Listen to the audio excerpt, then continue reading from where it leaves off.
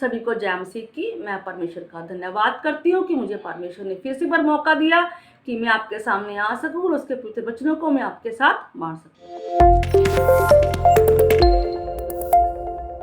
जब हम बाइबल को पढ़ते हैं तो बाइबल में से हर कैरेक्टर के जीवन से हमें कुछ ना कुछ सीखने को मिलता है। लेकिन जब हम याबेस के बारे में पढ़ते हैं तो याबेस का ज़्यादा जिक्र तो नहीं है बाइबल में, लेकिन उसके बारे में हम पहला इतिहास उसके 4 अध्याय उसके 9 और 10 सिर्फ 2 वचनों में हम उसके बारे में देख सकते हैं। जब हम पढ़ते हैं इसके 9 वचन को तो वहाँ कुछ इस प्रकार से लिखा हुआ है, और याबेस अपने भाइयों से अधिक प्रतिष्ठित हुआ और उसकी माता ने यह कहकर उसका नाम याबेस रखा कि मैंने इसे पीड़ित होकर उत्पन्न किया है।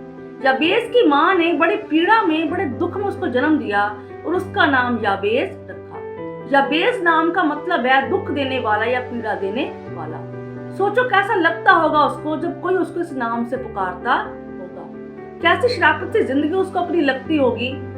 लेकिन उसने इस दुख को, इस पीड़ा के समय में भी उसने सच्चे खुदा को खोजा और अपने सारे पीड़ा को, अपने सारे दुख को, अपने सारे हालातों को उसने खुदा के आगे रख दिया और उसने प्रार्थना की परमेश्वर के आगे। और उस प्रार्थना में उसने 4 बातें बोली और एक एक बात से हमें कुछ सीखने को मिलता है। जब हम 10 वचन को पढ़ते हैं तो वहाँ लिखा हुआ है, और याबेस ने इजराइल के परमेश्वर को यह कहकर पुकारा कि भला होता कि तू मुझे सचमुच आशीष देता। तो यहाँ पर हमें ये सीखने को मिलता है कि याबेस ने उन हालातों में किसी इंसान की ओर नहीं देखा, उसने खुदा की ओर देखा। आज हमें भी जरूरत है कि हम जिस हालातों में क्यों ना हो, जिस पीड़ा में भी क्यों ना हो, जिस दुख में भी क्यों ना हो, हमें सच्चे खुदा की तलाश करनी है और उसके साथ अपने संबंध को मजबूत भी करना है। क्योंकि प्रार्थना ही है जो हमारे संबंध को परमेश्वर के साथ जोड़ती है।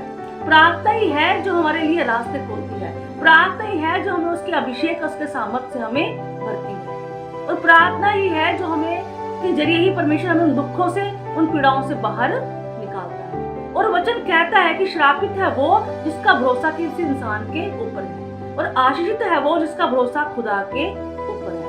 इसलिए आज ये जरूरी है कि हम जिन हालातों में क्यों ना हो, सिर्फ हमें उस खुदा की ओर देखना है, किसी इंसान की ओर हमें देखना। वो खुदा ही है जो आपको हर एक हालातों से, हर एक पीड़ा से, हर एक दुख से बाहर निकालने का सामर्थ्य भी रखता है। और वो कहता है कि तू मेरे देश को बढ़ाता, यानी मेरी सीमाओं को बढ़ाता, तो मेरी हदों को बढ़ाता। वही परमेश्वर है जो हमारी सीमाओं को, जो हमारी हदों को बढ़ाने वाला परमेश्वर है। यानी याबेस चाहता था वो समाज के लिए, परिवार के लिए, वो देश के लिए आशीष का कारण बन सके। इसीलिए आज हमें भी चाहिए हम उस खुदा के आगे प्रार्थना करें, प्रभु तू मुझे आशीष दे और तू मेरी हदों को बढ़ा।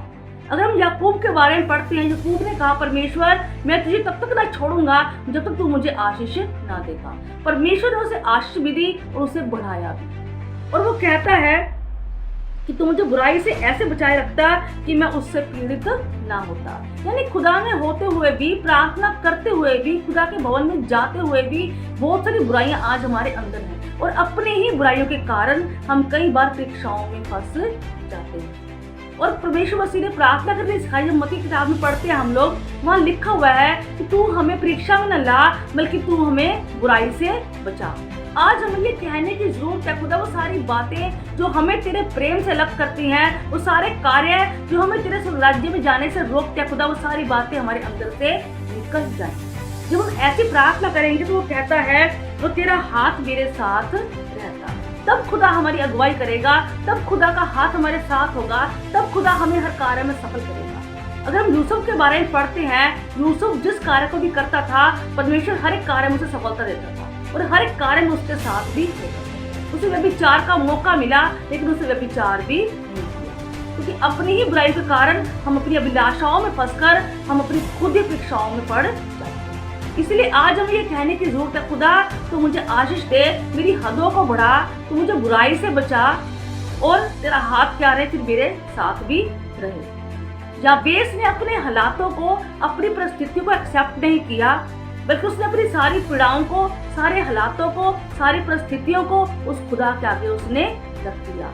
आज हमें भी अपने दुख को देखकर, पीड़ा को देखकर बैकस्लाइड नहीं होना, हमें पीछे नहीं जाना, हमें उस खुदा की ओर देखना है, अपनी आंखें उस खुदा की ओर लगानी है, अपनी प्रार्थना को खुदा के आगे रखना है, अपने दुख को, अपने हालातों को सिर्फ उस खुदा के आगे रखने की हमें जरूरत है। और वचन कहता है 10 वचन की आखिरी लाइन में, और जो कुछ उसने मांगा वो सब परमेश्वर ने उसको दिया।